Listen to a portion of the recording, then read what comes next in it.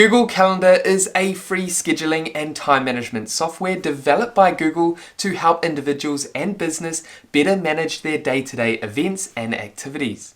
Hey team, Stewart here, welcome back. I hope you're all well. Now today I'm going to help you get up and running with Google Calendar and share everything you need to know to effectively use Google Calendar to ultimately streamline your event planning and productivity. Okay, now before we launch into Google Calendar, consider subscribing if you haven't done so already or if you're new to this channel, and that way you'll stay updated with actionable videos and tutorials designed to equip you with the skills, knowledge and tools to grow your small business online. And with that happy note, let's go ahead and dive into my computer and get started with Google Calendar.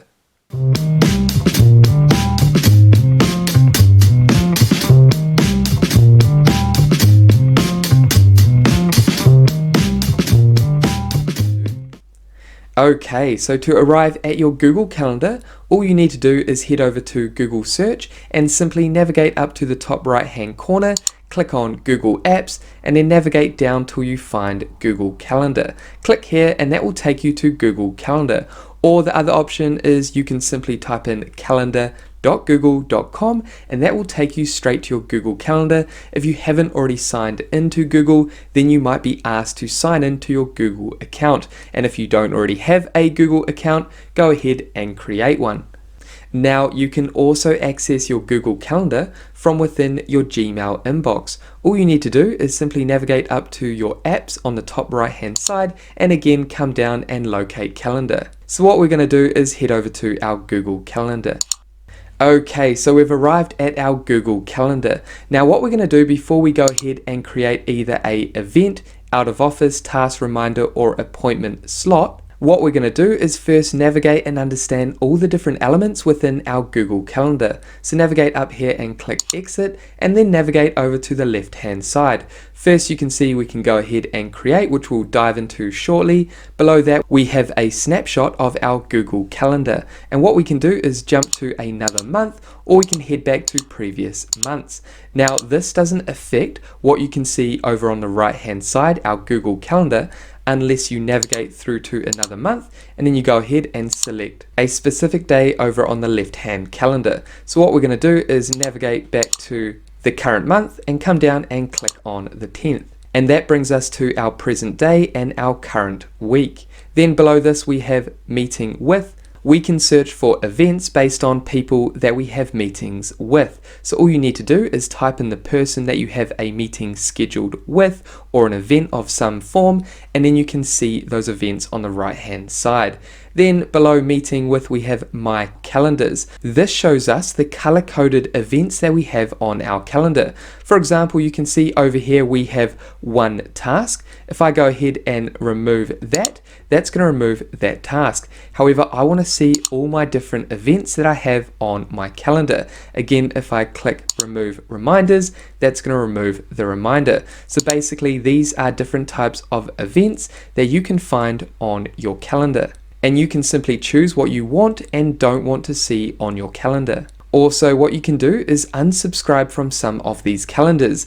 For example, let's say I didn't want birthdays to show on this calendar. What I would do is go ahead and click unsubscribe from birthdays, and that would remove birthdays from my calendars. I can also come down and create a calendar. For example, if I come down and click create new calendar, and here I can go ahead and create a new calendar from scratch. I can also select subscribe to calendar, and this allows me to subscribe to one of my contacts' calendars. Then below this we have browse calendars of interest. For example, we had birthdays over here based on our contacts. We've got regional holidays. If I come down here and click browse all, I can come down and browse holidays if I wanted to add those to my calendar.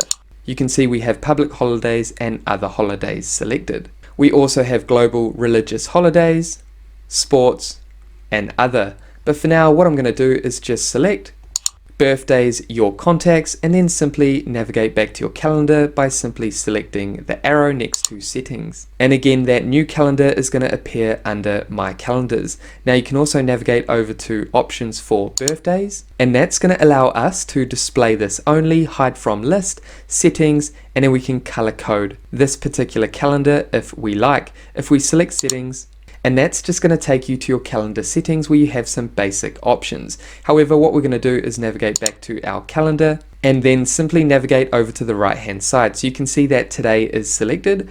What we can do is navigate over to next week, the following week, or again we can navigate through to previous weeks by simply clicking up here.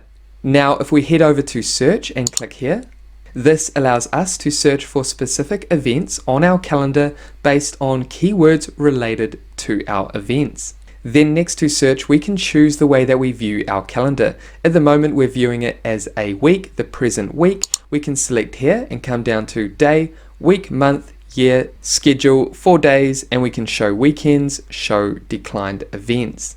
Okay, so now that we've gone ahead and covered all the important elements on our Google Calendar, what we want to do now is navigate over to create and go ahead and create an event. If we click create, this will bring up basic options to quickly create an event. Now you don't only have access to create events on your calendar, you can also create a out of office element, task element, reminder element, or appointment slots. However, what we're going to do is leave the event element selected and create an event. Now you can come down and fill out this information, and this is ideal if you want to quickly create an appointment slot, reminder, task, or out of office. However, if you're creating an event, ideally what you want to do is come down and click more options. And that's going to take you to more options. So first what we want to do is add a title, and then come down and select a day. I'm going to go ahead and select next Monday, which is the 16th. Then go ahead and add a start time. I'm going to navigate up to 10 a.m. and this meeting is going to be 1.5 hours. So start and end. Now you can also select all day if this particular event you're creating is an all day event. Then next to that we have does not repeat. This is every Monday, so we want to come down and select weekly on Monday. And then down here we have event details. What you want to do is go ahead and add your event details. Now because this Monday team meeting is an online meeting because our team is predominantly working from home. So we're going to go ahead and add Google Meet video conferencing. And this is our channel that we're going to use for our Monday meetings. We can also navigate over here and copy the details for our participants to join this meeting via Google Meet. Then below that, again, you can add a location. If you're not using Google Meet and there's a physical location, what you can do is simply add that physical location in here. Below that, we have notifications. We can add a notification if we like via email. And then we can select when that notification is sent before the meeting. I'm going to go ahead and leave that as 10 minutes. However, you can go ahead and add hours, days, or weeks. Below add notification, we have the calendar, which is on my calendar, Stewart Gauld. I can also navigate over here and select an event color. For example, I could select this tomato color if I liked. Then below this, we have the sharing details based on the calendar. So what I can do is come down and click free and then default visibility based on our calendar settings. I can come down and select public or private. I'm going to go ahead and click default visibility based on my settings. Then down here, what we can do is add information about this event. I can add a description about this event, the Monday team meeting. I can also add attachments, and I have formatting options up here that I can use if I like. Then if we navigate up to guests, we can go ahead and add guests if we like. So I'm going to go ahead and quickly add 2 guests. And then once you've gone ahead and added your guests, what we can do is modify our guest permissions. Can our guest modify event? No, that's already unselected. Can our guests invite others? I'm going to unselect that. And can our guests see guest list? Yes, they can see everyone else that's joining the Monday team meeting. Then when you're happy with your new event, simply navigate up to save. Would you like to send invitation emails to Google Calendar guests? Don't send or send. I'm going to go ahead and click send. Okay, so we've created our event. What we're going to do is locate that event by heading over to next week. Remember, we created that event for Monday next week and every other week. If we navigate over to next week, you can see Monday team meeting is every Monday between 10 and 11:30 a.m. Now what you can do is actually edit each event by simply clicking on the event and then navigating up to the pencil icon, and that's going to take you back to the area where you can edit that event. You can also delete the event, and you can email guests. Again, down here we can go ahead and copy the Google Meet details to send that to our guests if we like. However, they're going to automatically be sent these details. Then down below, our guests can go ahead and click yes, they're going, no, or maybe. So if we navigate up to the top and exit out of that one, and then head back to our present week, and down here on our present week, you can see that we have 2 events. We have 1 reminder and 1 task. Now if we click on, let's say, the task, again we can go ahead and edit that task. We can also delete the task, or we can come down and click mark completed. And as you can see, that task is now complete. I could also navigate over to the reminder and click on the reminder, and then edit, delete, or mark as done. If I click mark as done, you can see that that reminder is removed. So as you can see, Google Calendar is a powerful free scheduling and time management tool that you can also use to manage your tasks, day-to-day tasks, schedules, reminders, events, and more. And the great thing about Google Calendar is most applications and tools, third-party applications and tools like Asana, Trello, Calendly, and all the other tools that you use, you can simply integrate all these third-party tools with Google Calendar to keep everything in one place. And there we have it, guys. That is it for this Google Calendar tutorial for beginners. Now, if you have any questions about this tutorial, make sure to pop them down below.